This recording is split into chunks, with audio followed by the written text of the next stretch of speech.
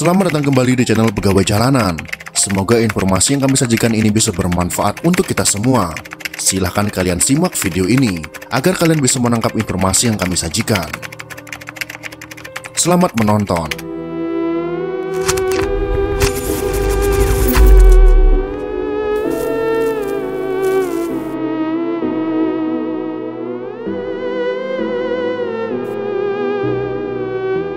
Sejarah dunia memang menarik untuk dibahas karena dapat memberikan kita wawasan lebih tentang informasi sejarah baik berupa tokoh pemimpin, peristiwa-peristiwa di belahan dunia, kisah-kisah masa lalu yang dapat kita jadikan pelajaran di masa saat ini, dan lain sebagainya.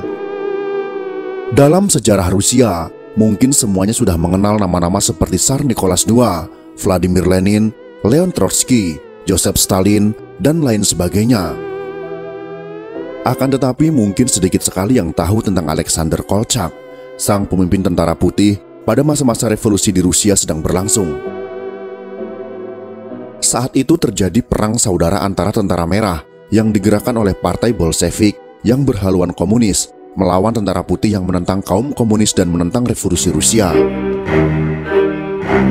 Alexander Vasilyevich Kolchak lahir pada tanggal 16 November tahun 1874 di sebuah desa di Saint Petersburg atau Petrograd pada masa Kekaisaran Rusia. Kolchak sudah mulai menekuni dunia angkatan laut sejak usia muda. Namun sejarahnya mengarungi lautan tenggelam seiring naiknya kekuasaan Bolshevik pada periode Revolusi Oktober tahun 1917. Upaya Kolchak menghalangi kaum Bolshevik untuk memegang kekuasaan tanah Rusia pasca Revolusi Oktober menyebabkan dia akhirnya dieksekusi oleh tentara merah.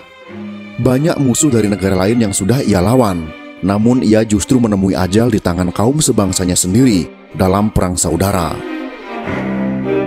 Lalu apa saja fakta dari kehidupan Laksamana Kolchak, mulai dari awal karirnya di Angkatan Laut Kekaisaran Rusia hingga keterlibatannya dalam perlawanan tentara putih yang berujung pada akhir hidupnya? Mari kita bahas dalam video kali ini.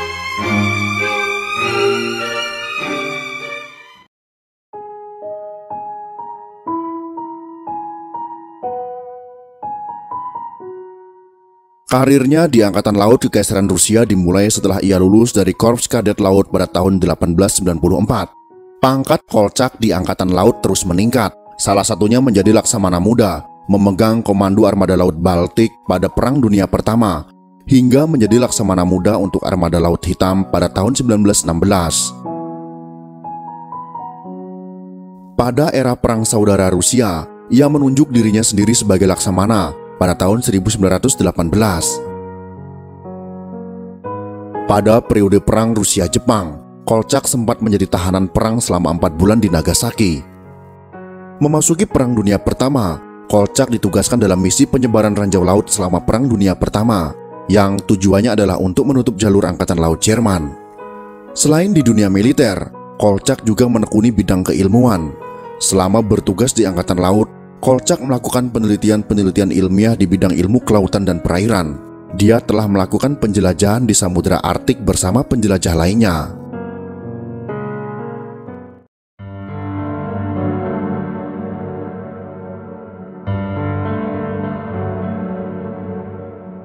Meletusnya Revolusi Februari pada tahun 1917 yang mengakhiri era Kekaisaran Rusia membuat Kolchak diperintahkan untuk kembali ke Petrograd.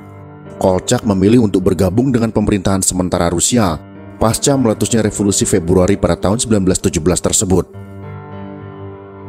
Namun beberapa bulan kemudian ia melepaskan kepemimpinannya atas armada lautnya dan pergi ke Amerika Serikat sebagai atase Angkatan Laut. Kolchak menolak tawaran Amerika Serikat untuk tinggal di sana dan menjadi kepala bagian ranjau laut di Akademi Laut mereka. Ia lebih memilih untuk kembali ke Rusia. Kolchak sedang berada di Jepang dalam perjalanan pulang ke Rusia ketika Revolusi Oktober pada tahun 1917 oleh kaum Bolshevik yang dipimpin oleh Vladimir Lenin meletus.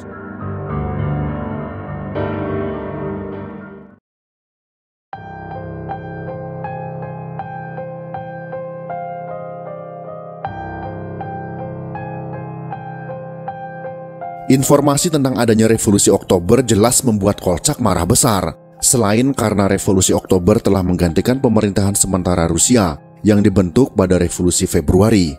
Kaum Bolshevik melalui Revolusi Oktober juga menghendaki perjanjian damai Rusia dengan Jerman yang pada saat itu masih berperang. Kolchak menganggap bahwa perjanjian damai tersebut adalah tindakan yang tidak pantas, mengingat Rusia adalah bagian dari kubu sekutu bersama dengan Britania Raya. Atas dasar tersebut, Kolchak menghubungi Britania Raya dan meminta agar ia bisa ditugaskan sebagai bagian dari militer Britania Raya untuk bisa terus berperang melawan Jerman. Permintaan Kolchak disetujui oleh Britania Raya dan ia ditugaskan ke Mesopotamia pada bulan Desember tahun 1917 untuk melawan pasukan Turki Ottoman. Namun dalam perjalanan, Kolchak mendapat perintah baru dari Britania Raya agar menuju ke timur jauh untuk menghimpun kekuatan anti-Bolshevik. Dan berangkatlah Kolchak menuju Rusia.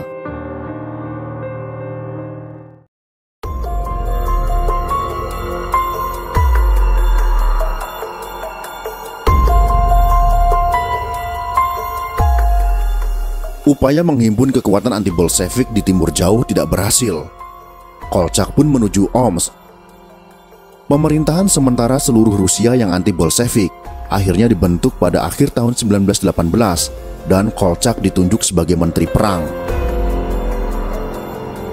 Namun pada bulan November tahun 1918 terjadi kudeta oleh pasukan Kazakh yang mengakibatkan pimpinan pemerintahan sementara seluruh Rusia ditangkap. Peristiwa kudeta tersebut membuat Kolchak dipilih sebagai pemimpin tertinggi pemerintahan sementara seluruh Rusia. Kolchak lantas menghimpun kekuatan tentara putih untuk melawan kekuatan tentara merah.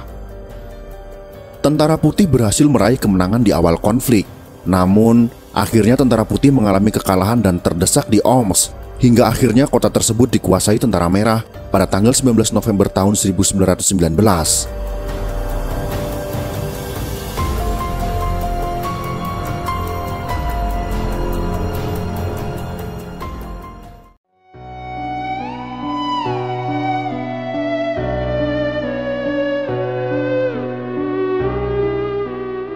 Setelah Omsk jatuh ke tangan tentara merah, Kolchak memindahkan pusat pemerintahan ke Irkutsk.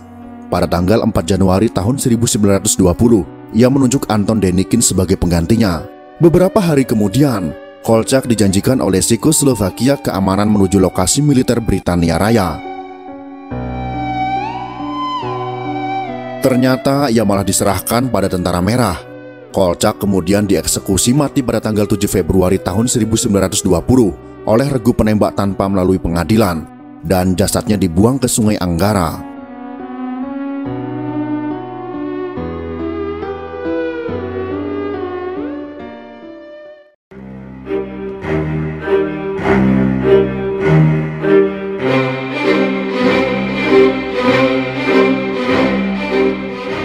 Kisah hidup Alexander Kolchak sangat kontroversial.